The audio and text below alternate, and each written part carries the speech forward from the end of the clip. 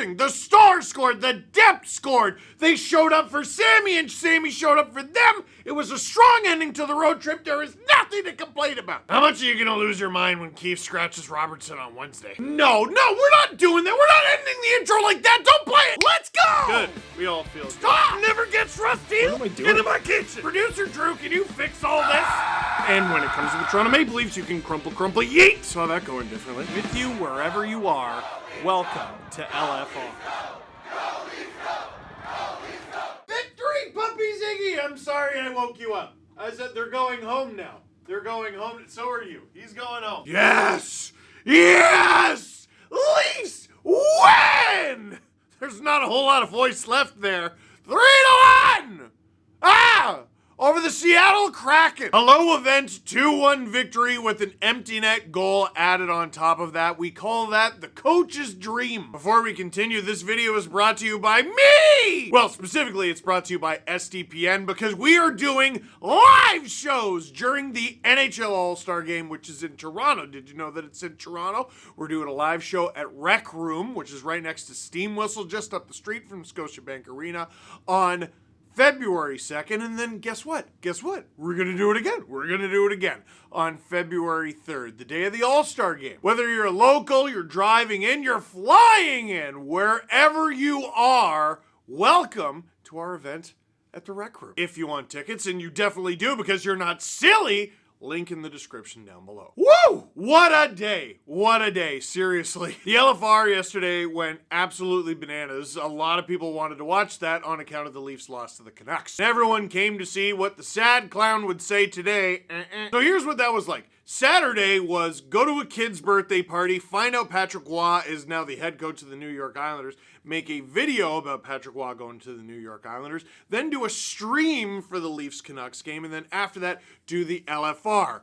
Go to bed, wake up in 6.5 hours later to get up and drive 2 hours to Kingston, Ontario. Kingston, where we did a takeover of the Kingston Frontenacs game. We did a skate with lots of people before the game. That was fun on our skates. And then we watched the Kingston Frontenacs play the Saginaw Spirit. What was the score? Shut up, never mind. And then after that, we had a fun time doing a live recorded show and a meet and greet at the Merchant Tap House in Kingston. Oh, and then I drove home. I didn't teleport. I drove home again. And when I arrived home, I was able to watch pretty much the whole of the third period of this game. And I had to listen to the first two periods on the radio. But I got acquainted with the highlights, and I saw Austin Matthews be Austin Matthews, but the setup from Marner's is just preposterous. Dude, there have been a lot of things to not love about this Western road trip, but Mitch Marner's been absolutely fantastic. The receipt of the pass between the legs, Austin! Joey Daccord didn't know what hit him. The cameraman barely knew what hit him, and it's 1-0 Leafs. And on this goal, he didn't get an assist, and I think that's poo. But Matthew Knies was working and grinding and mucking and earning his spot back on the top line. Yeah, Sheldon Keefe was a big old silly goose heading into this one. We knew Samsonov was going to play. That's an obvious lineup change. You have goalie split the back-to-back. But Giordano comes out. Expected. Timmins goes in. Not quite as expected. Bobby McMahon comes out. Not quite as expected. Nick Robertson goes in. We like that. Sheldon Keefe essentially did what any good coach will do, which is, hey, remember that lineup that we had when we were winning games? I'm going to play that one. He put Knies back with Matthews and Marner. He put Bertuzzi, Tavares, and Nylander back together. Robertson, Domi, Yarncroke is still the best incarnation of the third line that the Leafs have been able to muster so far this season, the highs and the lows. And then the fourth line was a bit of a new look. Holmberg, who, enough of him on the top line, dude. Enough. That experiment was fine for a few games to try it out. That's enough. Please try to play with both hands on your stick. Holmberg with Kampf and Gregor. I personally would have probably taken Gregor out and kept McMahon in, but Gregor kills penalties, etc. All that to say, Knies getting the bump back up to the top line. You know what your job is if you're playing with Austin Matthews and Mitch Marner, and Matthew and I seems to understand that. It's not that Matthews and Marner won't work, it's that you and your role is to do the grunt work while those two do ridiculous stuff like that. And you know what Matthew Nyes didn't get on that play? An assist. You know what Matthew Nyes is going to get to continue to do, though? Play on the top line. And you know what he's going to get on the top line? Points. He didn't get one here. I promise you he'll get them by accident, pretty much, playing with those two. Second goal. Oh, this was stupid. This one was early in the second period, and oh, do I wish I could go back in time to yesterday and show myself this goal just on the score sheet. Jamie Alexiak in the box for a hook on who? Matthew Nyes. Earn that job, kid. The Kraken kill the power play off, but the second unit is still out there on the ice. There were 4 forwards. And the play goes as follows. Tyler Bertuzzi on the left, gives it to Max Domi in the middle, gives it to Nick Robertson on the right for the tap-in. It's like a who's who goal of Sheldon Keefe's doghouse right now. Robertson's 7th of the season puts the Leafs up 2-0, and here's something I never would have known based on Sheldon Keefe's lineup decisions.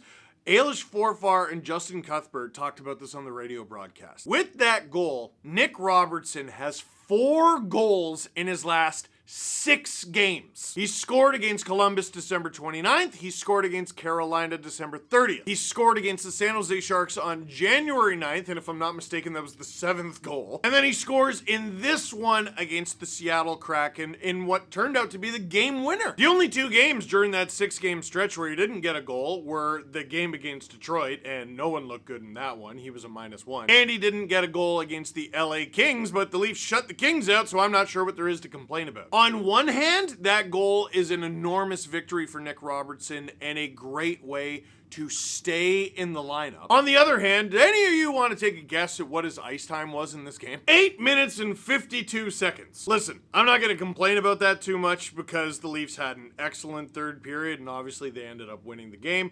I don't think Robertson's going to complain about that too much because he was playing in the NHL today and scored an NHL game-winning goal. But what does that kid got to do to get up over, what does he got to do to get into, double-digit minutes? I think the answer is it starts with this.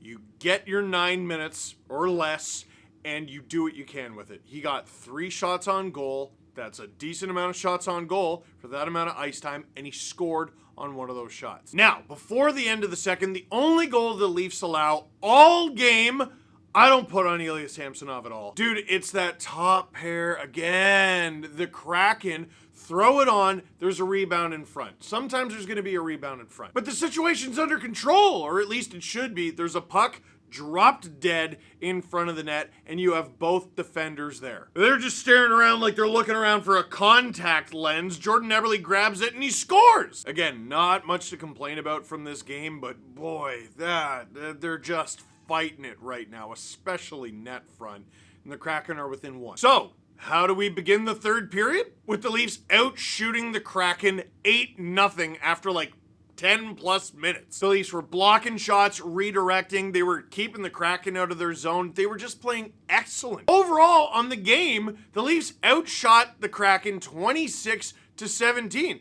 26 shots isn't that many shots. 17's a lot less. If I'm not mistaken, the shutout that Samsonov got against the Nashville Predators, the Leafs only allowed 18 shots in that game. And somehow against the Kraken, second half of a back-to-back, in Seattle, the Kraken only got 17 shots. I think that's really important. I don't care if the Kraken played yesterday or not. The Leafs played yesterday. They're traveling. They're in a road building, and they held their road opponent to 17 shots. And here's how goofy of a league this is, by the way. As it pertains to the Kraken, when this road trip began, I was talking about how the Leafs were playing exclusively hot teams. Hot teams. The Oilers were obviously red hot. Even the Flames were doing pretty well. The Canucks were obviously doing really well. And the Kraken were riding a 9-game win streak. Since that began, the Kraken are now, with this loss, on a 4-game losing streak. Because Jake McCabe fires a full-length bullet into the net for the empty netter, and the Leafs win 3-1. While it is true that the Leafs held the Kraken to just 17 shots, whoa, was Samsonov big in huge moments. And dude, those moments matter. We found that out last night. The Leafs outshot the Canucks, what was it, 46-26? But they died in the moments. They were brutal in the moments. In this game, the Leafs rose to the occasion, and here's Ilya Samsonov after the game. Here he is. He's got the belt. He deserved the belt. That is not a pity belt at all. And the Leafs end their road trip. That wasn't a great road trip, but they won it. They won it with a win. They won it with a win. It's poetic. I gotta go to bed. Listen, it was in November. The Leafs were playing not the greatest hockey, but they finally started to string together a few wins, and then the Canucks come to town. The Canucks get a lead on the Leafs, and part of that is because the Leafs took penalties. Why did they take penalties? Well, because instigators. You remember the game. Well, what happened? The instigators happened, and fans liked the fights. They didn't like the goals against, but then the Leafs came back and they won. And then what happened? The Leafs took a long flight over to Sweden. That was the last game before they went to Sweden. What do you think they talked about on that flight? Like that high hit on Robertson that led to the Domi fight in that game. Robertson got his ear half torn off, and Giordano, the oldest active player in the NHL, got into a fight. Max Domi got into a fight. I'm sure there were some sore bodies, but sore and victorious. What do they talk about? How did the team bond on that flight over? Then what happens while they're there? They win both games in Sweden, and they end it in heroic fashion. William Nylander in overtime. How do you think the flight back was? It was probably even better. And then the Leafs go on to play probably their best stretch of hockey of the season, certainly by their record. With this win, you get to lick your wounds. You leapfrog Detroit and Tampa in the standings, at very least for the time being. You get 2 points. 2 points. Imagine you lose this game. You lose this game, forget the flight. Forget the long flight from Seattle back to Toronto. How about this?